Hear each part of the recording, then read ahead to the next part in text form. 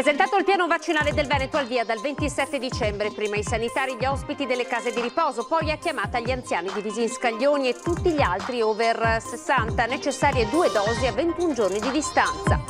120 dosi di vaccino anche domenica e anche nella Marca, dove i numeri parlano di una mortalità del 40% in terapia intensiva negli ultimi 2 mesi. Domani scatta la zona rossa, ultimo giorno per la corsa agli acquisti di Natale, pronta la task force di controlli anti-Covid, il prefetto di Treviso, saremo rigorosi, nessuno sconto.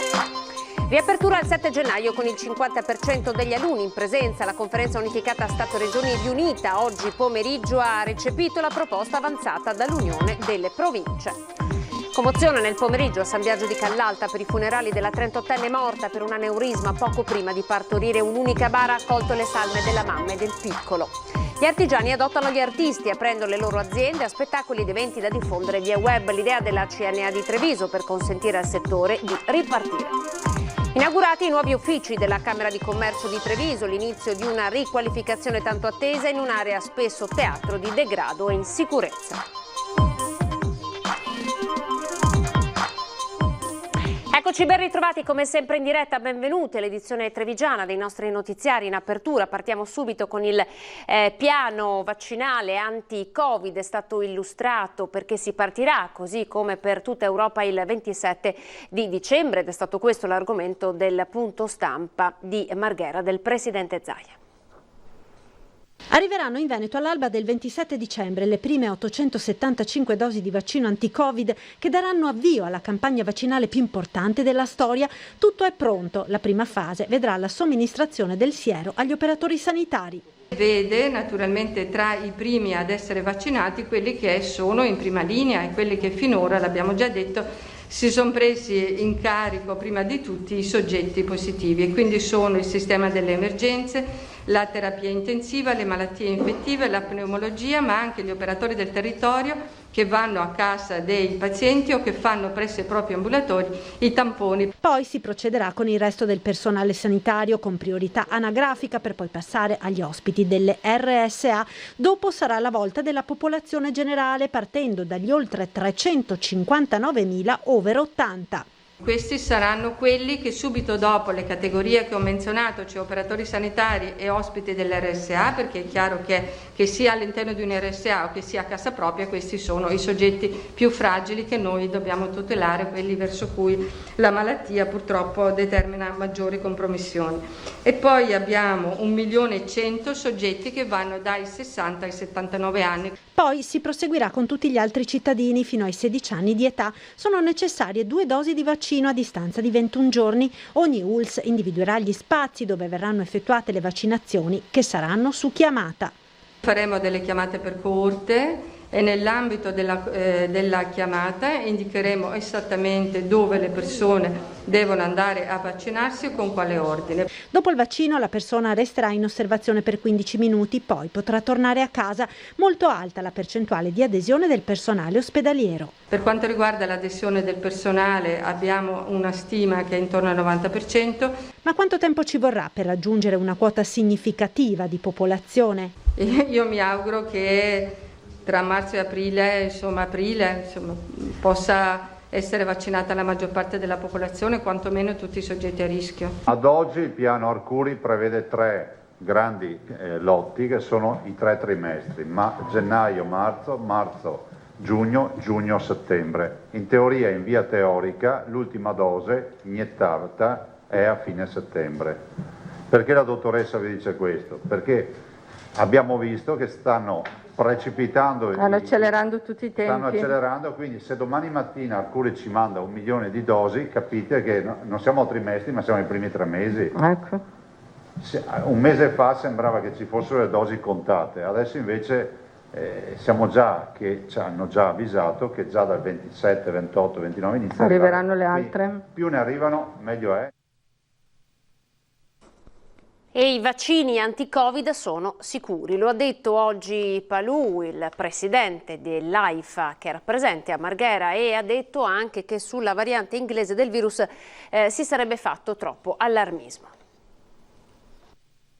Noi dobbiamo ai vaccini in primo luogo l'aumento della spettanza di vita, che fino ai 1700 erano più o meno che 35 anni. I vaccini salvano vite umane dalla fine del Settecento, lo dice il professor Giorgio Palù, virologo veneto, consulente della regione e presidente dell'AIFA, l'Agenzia Italiana del Farmaco. Sia il vaccino della Pfizer che quello di Moderna, aggiunge dalla sede della Protezione Civile regionale di Marghera, garantiscono un'immunità sterilizzante. Nessun evento letale è stato associato al vaccino. Si sono fatte tutte le fasi fino ad arrivare a 20.000 soggetti, vaccinati e 20.000 col placebo. Quindi questo significa che si sono rispettate e aprendo le buste poi si è visto che la protezione, l'efficacia era del 95%. Misurata come?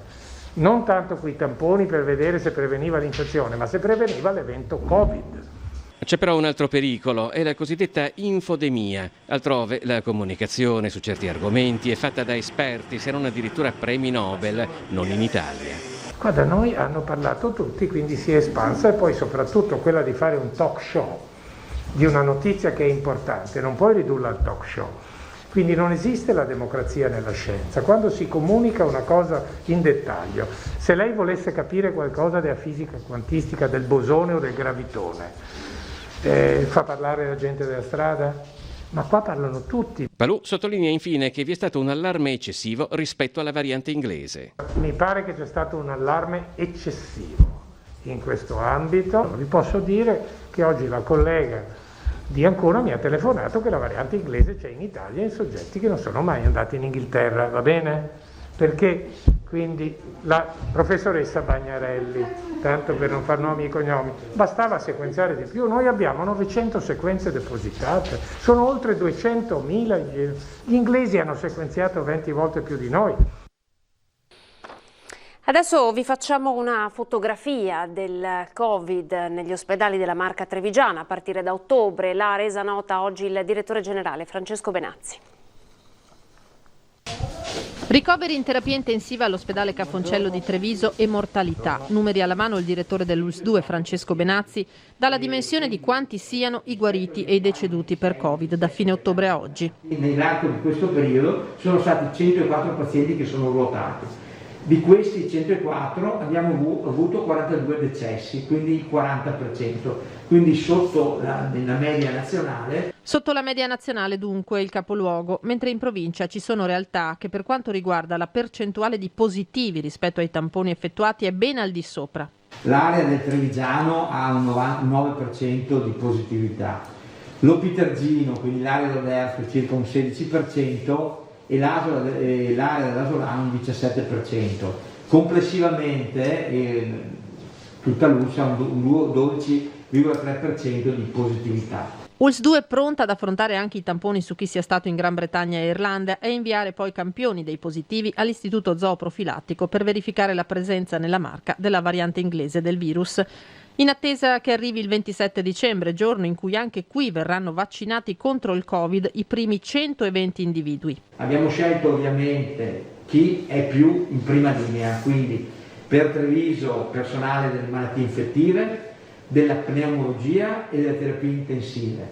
Per l'ospedale Covid di Vittorio Veneto, pneumologia e medicina Covid, e per Montebelluna, poi attendendo le ulteriori dosi a gennaio del commissario Arcuri, andremo chiaramente a fare le vaccinazioni alle cosiddette persone a rischio. I 120 li abbiamo trovati un minuto, per cui io mi auguro che ovviamente non ci siano negazionisti. Infine le assunzioni di personale, se già sul piano ordinario sono lievitate rispetto al 2019, l'emergenza Covid ha fatto registrare un ulteriore incremento. A fine marzo ad oggi questa azienda ha reclutato 83 medici, 118 infermieri, 11 tecnici, 21 assistenti sanitari e 99 OS. A questi si aggiungeranno un'ottantina di infermieri secondo la graduatoria attesa a giorni del bando di Azienda Zero.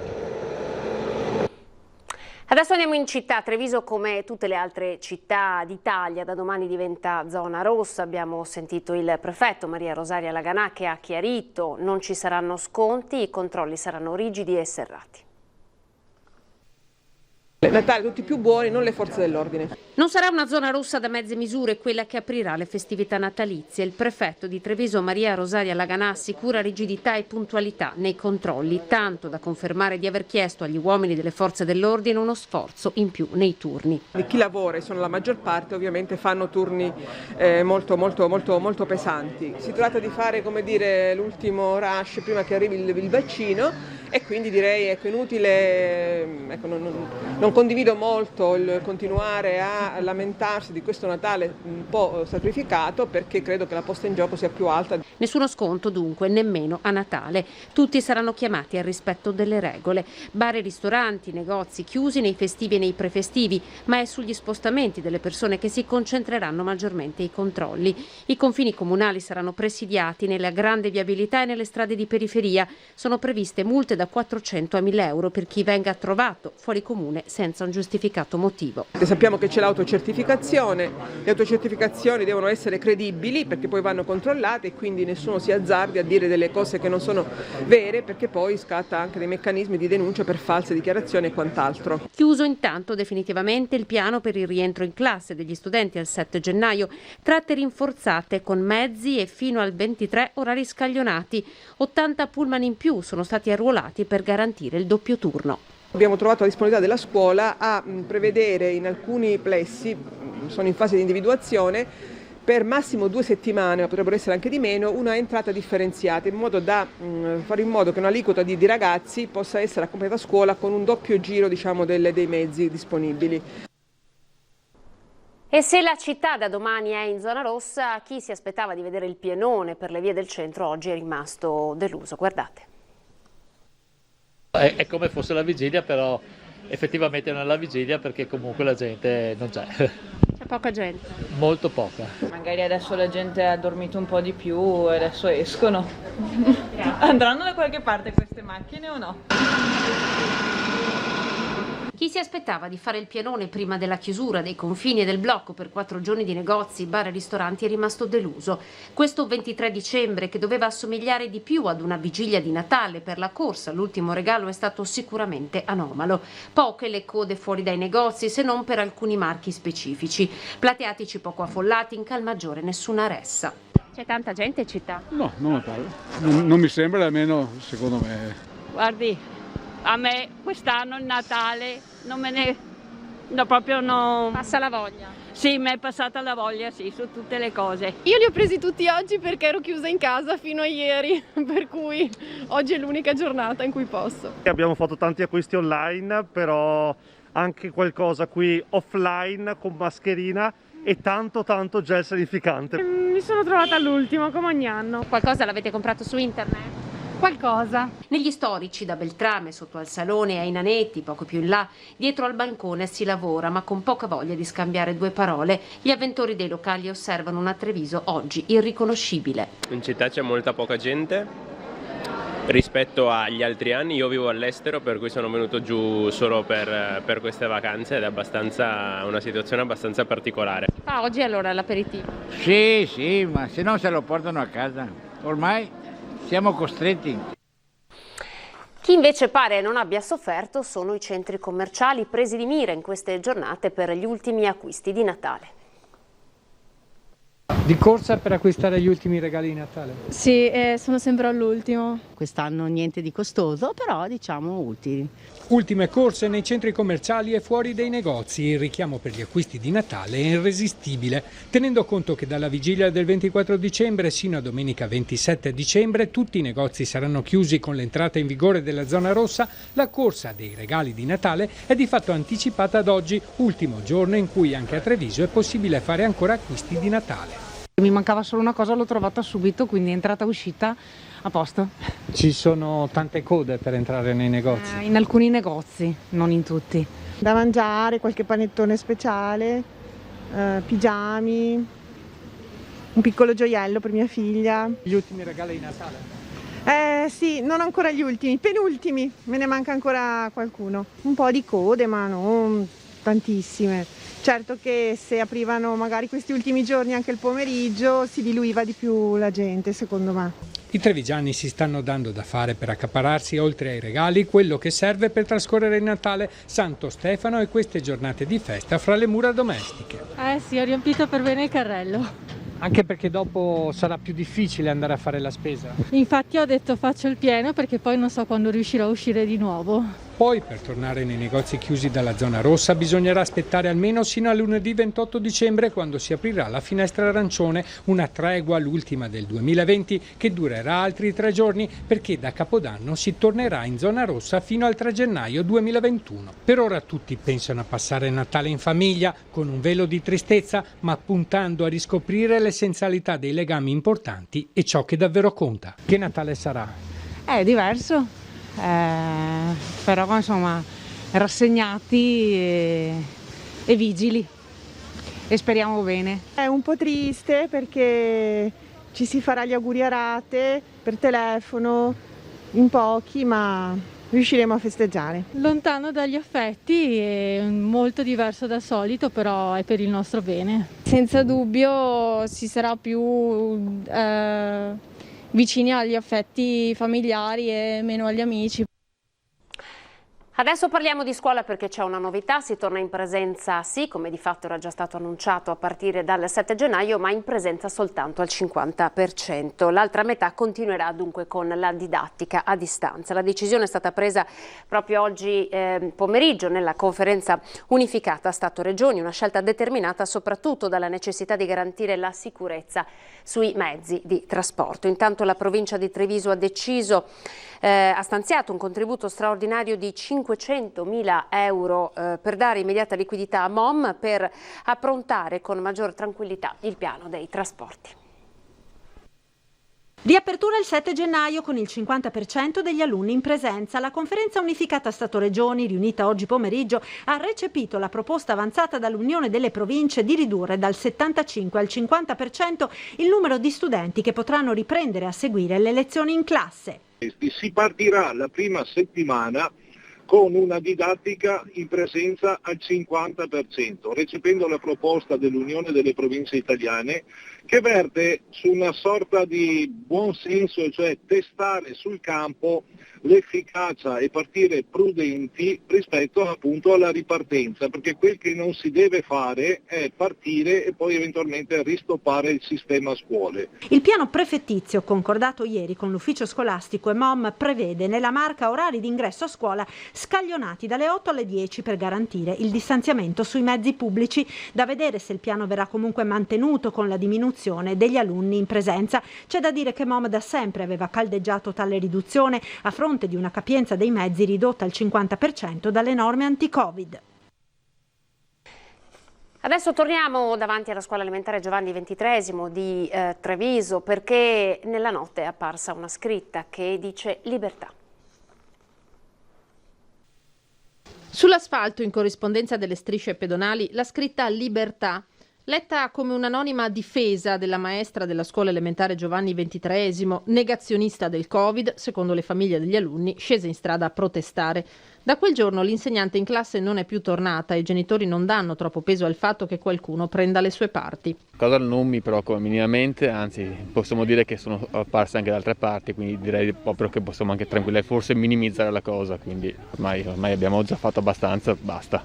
Ma l'iter per approfondire ed eventualmente sanzionare la condotta della maestra va avanti, come conferma il prefetto Laganà, che ha ricevuto dalla scuola una ricostruzione scritta dell'accaduto. È arrivata la relazione del proprio ieri, devo dire che l'ho letta e sì, insomma, vista le tante cose che sono sul tavolo, questa era meno urgente. Vabbè, il preside mi ha da un lato detto che la signora è in malattia fino ad oggi, quindi poi sono le ferie, quindi che hanno avviato degli approfondimenti e anche eventualmente scatteranno dei provvedimenti disciplinari, questo mi pare di aver capito. Fin dall'inizio devo dire che questa signora è stata assunta credo a novembre, sono palesate queste sue difficoltà da rispettare le disposizioni, anche con la presentazione dei certificati medici.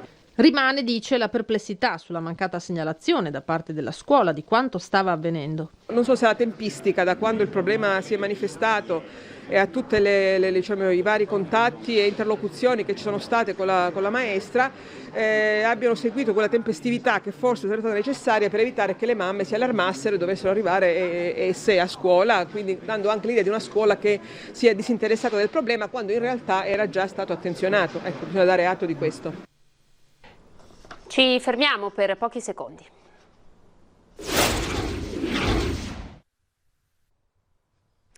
Ben ritrovati, ripartiamo da San Biagio di Callalta, dove questo pomeriggio ci sono stati i funerali di Marina Lorenzon, 38 anni, la giovane che è morta per un aneurisma congenito con il piccolo che portava in grembo, per entrambi un'unica bara.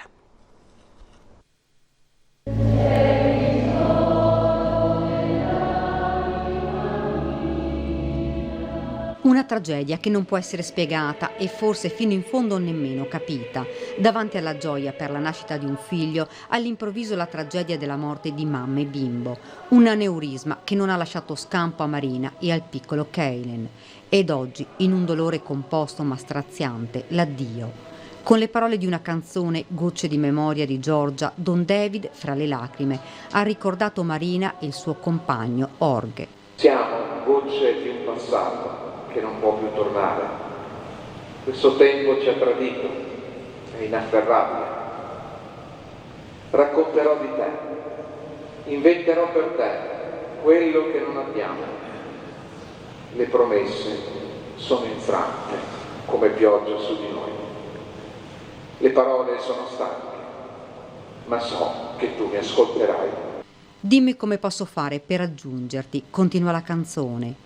La chiesa gremita di gente, la bara bianca, mamma e bimbo per sempre insieme, in un abbraccio eterno. Lo sguardo fisso del compagno, le sue parole, il ricordo della sua amata lo lascia ad una lettera che legge Don David. Marina era tutto per me, perché insieme condividevamo ogni cosa, dal lavoro, la fatica, i sacrifici, alle gioie, al cinema, al teatro. C'era sempre lei con me, era tutto per me, una donna che sapeva andare all'anima delle persone. E poi le lacrime dei genitori e dei familiari. Marina aiutava sempre chi aveva bisogno, ricorda con un nodo alla gola Don David. Fra le lacrime racconta della forza di questa donna. E poi ricordo di quel terribile momento. Dio mio, perché mi hai abbandonato? È il grido che possiamo intuire, che è stato anche nel cuore della nostra cara Marina, quando magari per pochi attimi è riuscita ad avvertire il suo corpo invaso da un grande dolore. Don David ha salutato questa mamma e questo bimbo che non ha potuto vedere l'alba di un giorno. Un amore spezzato, un addio impossibile da accettare, il saluto di una comunità, San Biagio, che si è stretta al dolore dei familiari e del compagno. Saranno celebrati domani mattina nella chiesa di Monigo i funerali di Domenico Stellini, scomparso all'età di 85 anni, ritenuto il padre della sanità trevigiana, che ha diretto per lungo tempo. Per volontà della famiglia, la moglie Silvana, Agostini, i figli Edoardo e Pietro, le esequie si svolgeranno in forma strettamente privata. Il feretro partirà alle 9, quindi alle 9:45 la cerimonia funebre nella chiesa, a pochi passi dall'abitazione di Stellini. Gli artigiani adottano gli artisti, aprendo le loro aziende a spettacoli ed eventi da diffondere via web. L'idea della CNA di Treviso per consentire al settore di ripartire. Le idee vengono proprio nei momenti di crisi. Le aziende aprono le porte ad attori, musicisti, performer. Non è solo la radice della parola ad accomunare artigiani e artisti, ma la capacità di creare qualcosa di materiale o immateriale partendo da un'idea. Un'ispirazione che la CNA di Treviso ha colto al volo per lanciare alle due categorie un appello. Le imprese adottino gli artisti, privi in questo momento di un palcoscenico in cui esibirsi, tanto da essere scesi in piazza per ribadirlo. L'idea di permettere di realizzare degli eventi in piena sicurezza Covid, quindi non sono eventi veri ma eventi trasmessi sui social, dove anche le performance artistiche che sono in questo momento interrotte riprendono vita, lo riprendono collegandosi alle nostre realtà locali, crediamo sia davvero un modo bello per rilanciare sia una serie di cose che arricchiscono l'anima che gli artisti fanno e nel contempo di dare occasioni di visibilità diverse al mondo delle imprese. Gli artisti verranno retribuiti dalle aziende che a loro volta diffonderanno via social l'evento sfruttandone la forza comunicativa. È un momento in cui appunto le idee ci possono salvare, possono aiutarci a superare questo momento, a superare il guado, ad andare nell'altra sponda e a trovare anche l'energia necessaria per ripartire. Il sasso è lanciato, ora vanno raccolte le adesioni, le manifestazioni di interesse del mondo produttivo e stilato un calendario di eventi. Tutte le categorie devono sentirsi impegnate anche ad aprire le porte e tenere e prendere per mano anche gli altri. L'artista è artigiano e l'artigiano è artista. Adesso invece andiamo in via Fiumicelli, laterale di Piazza Borsa, per farvi vedere i nuovi uffici della Camera di Commercio, sportelli pubblici aperti al cittadino e di fatto il primo passo per la riqualificazione dell'area e della Camera di Commercio.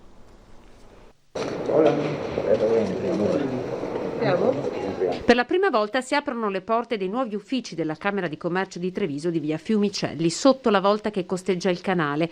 In quell'area, a lungo dimenticata, è spesso teatro di episodi di degrado e inciviltà. Lo avevano denunciato i residenti e questo è il primo passo per una vera e propria riqualificazione dello storico palazzo dove avrà sede la nuova Camera di Commercio. Ci saranno il servizio metrico, il servizio certificazione, ci saranno gli uffici della Regione per la promozione turistica. Voi sapete che c'è una convenzione con la Regione Veneto che il personale che cura il turismo è allocato nelle camere di commercio, ci saranno i certificati esteri nell'ex area del Bar Borsa che sarà pronta dopo Natale per fine gennaio. Nessun esodo fuori dal centro come si è temuto per molto tempo, ma tutt'altro. L'area sarà sempre illuminata, gli uffici aperti e in convenzione con i bar della zona. Il valore di questa operazione è una sinergia tra le istituzioni per rifar vivere i centri. Una novità salutata questa mattina con favore da molti residenti e avventori del supermercato PAM, davanti al quale lo scorso 6 novembre venne fatta esplodere una bomba carta. 2 persone per quel gesto sono state arrestate. Io al PAM vengo quasi giornalmente e quindi quando ho sentito quella cosa mi ha un pochino turbato. Così adesso se con questi uffici illuminati di più ci sarà più persone che passano e quindi si è più sicuri. Anche perché è proprio nel centro della città, nel cuore della città, quindi penso che sia una cosa veramente positiva questo. Adesso invece andiamo a vedere le notizie che arrivano dal Bellunese.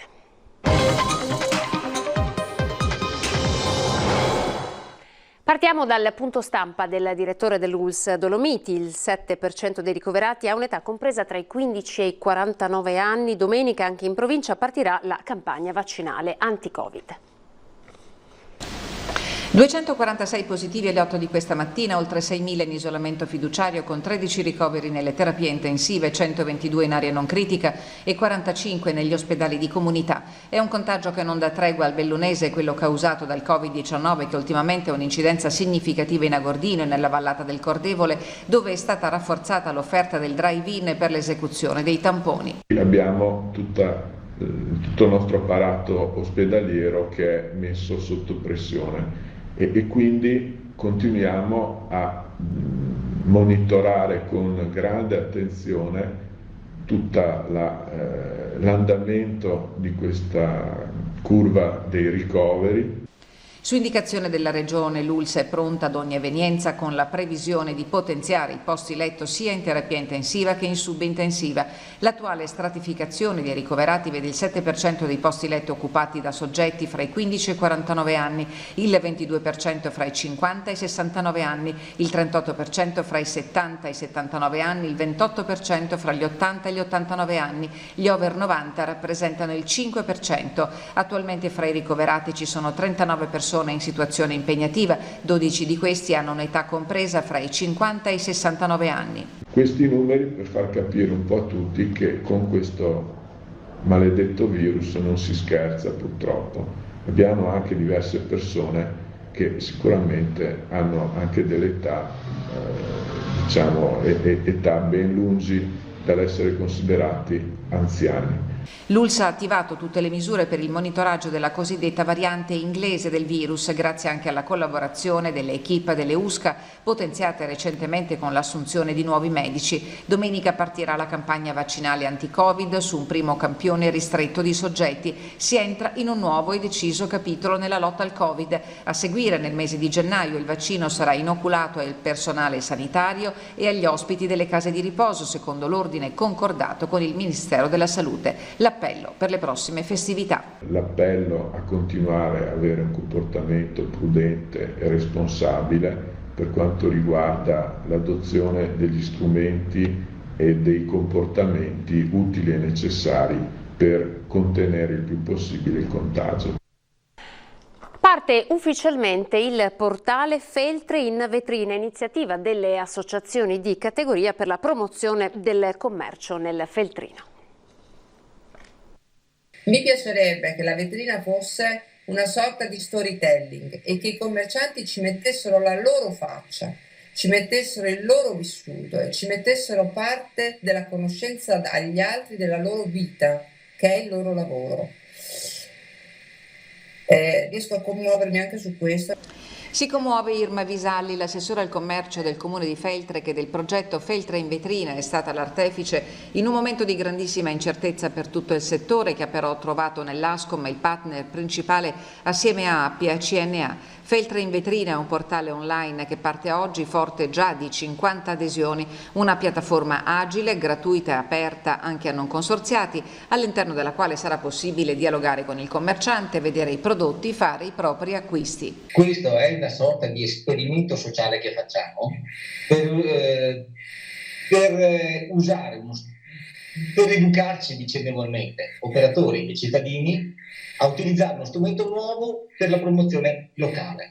Le aspettative sono molte, lo spirito è quello giusto, al punto che il progetto, al momento sperimentato solo nell'ambito del comune di Feltre, ha già riscosso significativo interesse fra gli altri comuni della vallata e del confinante Primiero. Ai cittadini si chiede di usarlo per comprenderne le potenzialità. Feltre in vetrina è già un sito e una pagina Facebook, oltre che raggiungibile tramite il box realizzato nel portale Visit Feltre. Vogliamo dare un segno di esserci, che noi nel tessuto territoriale ci crediamo, nell'economicità e nell'economia del nostro piccolo paese, piccolo comune, ci crediamo e abbiamo tanti piccoli negozianti e artigiani che vogliono mettersi in gioco. Non un micro Amazon, ma un vero e proprio canale di collegamento fra negozi e clienti. Compito delle associazioni di categoria sarà quello di affiancare commercianti e artigiani per l'implementazione delle pagine, anche con apposita attività di formazione gratuita, per rendere il progetto un polo aggregante di tutta la vallata feltrina. E vi ricordo la nostra maratona di Natale il 25 dicembre, staremo con voi a partire dalle 10 del mattino con la Santa Messa del Patriarca di Venezia fino al telegiornale di Treviso delle 19:30 con una non-stop di voci, immagini, storie, musica o poi ospiti in studio e collegamenti dal territorio. L'abbraccio di Natale a casa con Antenna 3 per unire le famiglie appunto che in questo momento sono divise. È tutto per questa edizione, grazie per essere stati in nostra compagnia. Come sempre chiudiamo con le previsioni del tempo. Arrivederci.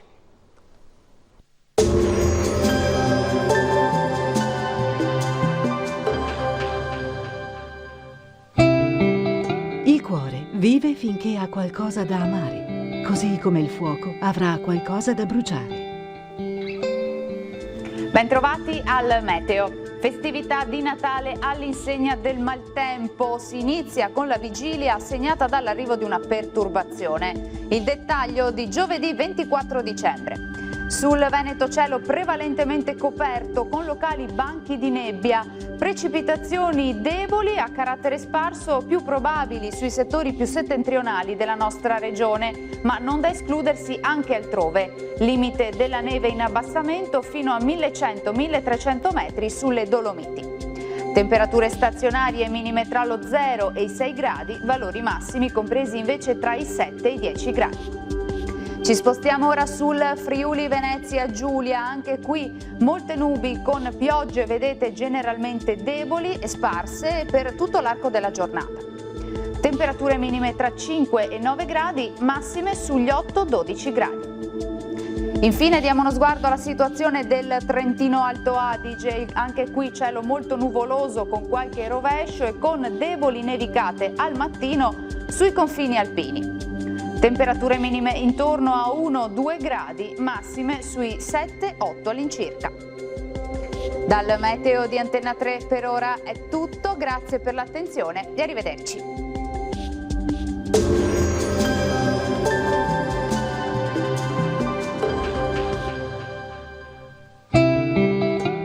Il talento è scintilla, il genio, fiamma.